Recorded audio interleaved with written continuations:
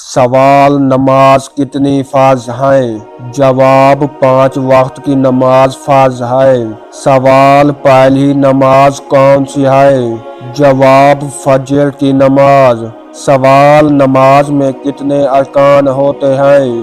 جواب: نماز کے کل 6 ارکان ہوتے ہیں: قیام، تکبیر، قرات، رکوع، سجدہ اور قعدہ۔ سوال: نماز کے لیے وضو ضروری ہے؟ جواب: جی ہاں، نماز کے لیے وضو ضروری ہے۔ سوال: جمعہ کی نماز کتنی رکعت ہوتی ہے؟ جواب: جمعہ کی نماز 2 فرض رکعت ہوتی ہے۔ سوال: فجر کی سنتیں کتنی ہیں؟ جواب: فجر کی سنتیں 2 رکعت ہیں۔ سوال: جماعت کے ساتھ نماز پڑھنے کا کیا اجر ہے؟ جواب: جماعت کے ساتھ نماز پڑھنے کا اجر 27 گنا زیادہ ہے۔